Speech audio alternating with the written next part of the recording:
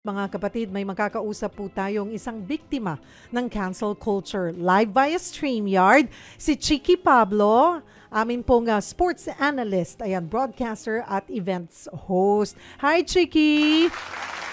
Hi, good afternoon. Good afternoon. Thank you for joining us. Kwentuhan tayo, ha? Kasi sabi ko kanina, Chicky, kay Brother Paul, iniisip ko, sa tagal ko dito sa industriyang to, 27 years. Oh my gulay. Magtatatlong dekada na ako sa industriyang to.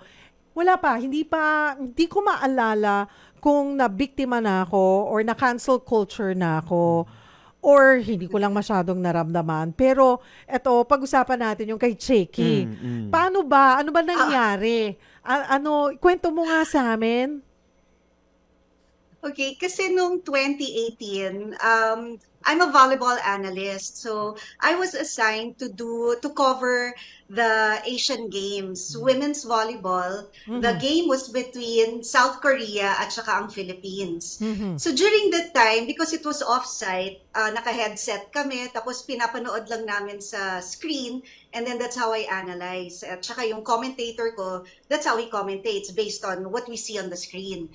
Tapos ang nangyari nun, biglang nag-blackout. No, well, not in the studio, pero yung screen, nag-blanco siya, naging black. The score was 17-4. Parang gano'n, 17-4 or 17-7. So I thought I was off-air because blanco yung screen. But I did not remove my headset. Pero since nagkaroon ng technical problem, ang inisip ko, actually, hindi ko nga naisip eh. I was just wearing my headset. Tapos there were some statements that I mentioned, like, number one, wala na to. Sabi ko, wala na to. I think they just need to play for the next set. Kasi 17-4 na eh, or 17-6 yung score. Eh, you're going up against South Korea that has been in the Olympics since 1964. Parang gano'n, no? And they're always in the world leagues, nasa VNL, World Championship, ganyan. So, to me, it was quite a difficult feat para habulin yon. So, ang sinabi ko, mukhang ano na to, next set na to. And then the next statement that I made was, oh, come on, parang pick up your game, libero. I mentioned the name, but I won't mention the name na lang now. Ang sabi ko sa kanya, come on, pick up your game, libero. Tapos, after nun, yung fans nung libero talagang sobrang nagalit sa akin kasi ang feeling nila ininsulto ko yung libero by saying pick up your game. When in fact, what was in my head was, kilala ko kasi tong liberong to eh, magaling siya. Talagang she's never say die siya, hahabulin niya yung bola kahit na anong mangyari sa kanya. Talagang ano siya, magaling na libero. That's why when I was watching her game that time, parang it wasn't her normal game. Kaya I said, come on, libero, pick up your game. I meant, let's go, let's do it, kaya mo yan. Yun, that's really what I meant. Pero since hindi naman ako nakapag-explain sa air, because I didn't know I was on air, sobrang backlash, sobrang grabe yung Twitter ko. I had to remove my Twitter because below the belt na eh, yung mga attacks nila. And then even in Messenger, I don't even know how they got my phone number. Tapos talagang constantly yung phone ko ring ng ring ng ring ng ring. Tapos my husband had to take the phone from me and then he had to turn it off. And then because first time ko maka-experience ng ganong backlash, sobra ako na-depress. Sabi ko nga sa God, now I understand why there are a lot of people who commit suicide because of cyberbullying. Kasi yun yung nangyari sa akin, sobrang grabe talaga. And then there were digital magazines that came up with an article about that particular event na hindi naman kinuha yung side mo. So, sabi ko nga dun eh, ano yun? Pwede ko ba sila idemanda? Ganyan pa ako eh. Gusto ko sila idemanda. Bakit hindi kinuha yung site ko? But then, when I was praying, parang yung sabi ni Brother Paul, humility is key. So when I was praying, I was justifying myself. Sinasabi ko, Lord, wala naman akong ginawang mali. Wala naman akong sinabing mali. Talaga namang mahihirapan humabol eh. 17-4. I mean, this is a powerhouse. South Korea is a volleyball nation. Talagang kilala sila. So it's going to be really tough. Anong masama doon? Tapos ginastify ko pa na, bakit? I really meant to encourage. That's what I meant. I meant, come on, kaya mo yan. I believe in you. That's really what I meant. But they didn't give me a chance to explain. Tapos, because sobra yung backlash, sabi ng friends ko, well-meaning friends, sabi nila, mag-public apology ka. Write a public apology and then, para matapos na. Nag-pray ako. Kasi feeling ko talaga, bakit ako magpa-public apology? Wala naman akong ginawa na masama. Talagang ganon in my head. But what I did was, I texted the libero at least 4 times. I called her up at least 5 times, but she never replied, never answered. I reached out to the manager, but he didn't help. So talagang sabi ko, ano pang gagawin ko? So my boss in TV5 said, you did what you could, so that's enough na. Pero right now, kailangan ka namin ipalay-low kasi if you analyze now, baka sobra yung pag-bash sa'yo. So let's let this die down first. So yun, I wasn't able to cover the next conference, but I got on board again a month after.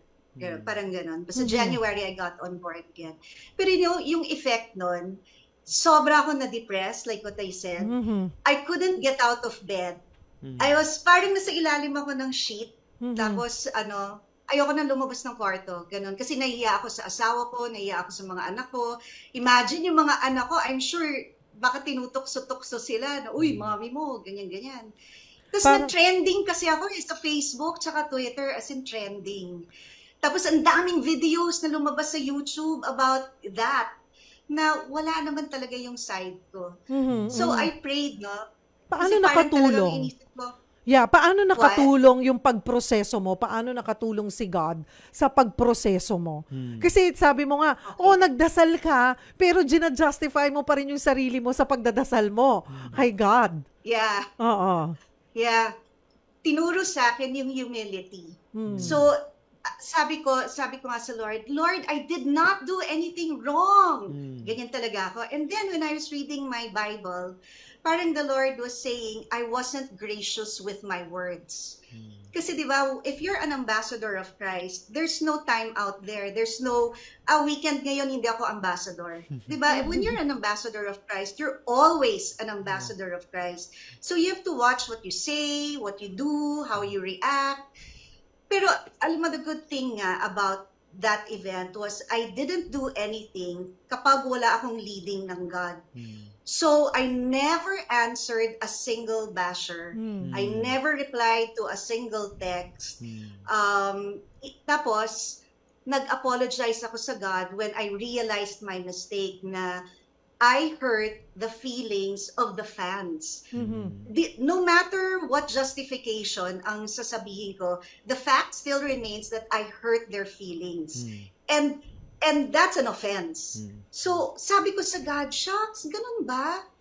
I'm so sorry, Lord. I'm sorry that I offended you first. And then, I'm sorry that I offended other people. So, nung may nag-text na naman sa akin na basher, very cruel yung linagay niya, I decided to reply. Ang sabi ko dun sa reply ko, for the first time na nag-reply ako, sabi ko, I am so sorry that I offended you. I am so sorry that I hurt you with my words. I did not mean to. Will you forgive me?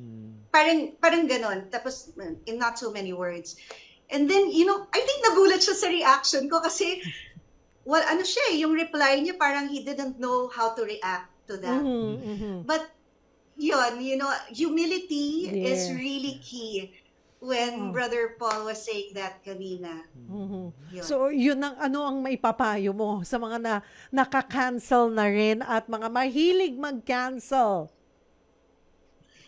It's not the end of the world. Yun, first of all. Yeah. Second, tingnan mo muna, ano ba yung talagang ginawa mo? Meron ka kasing ginawa.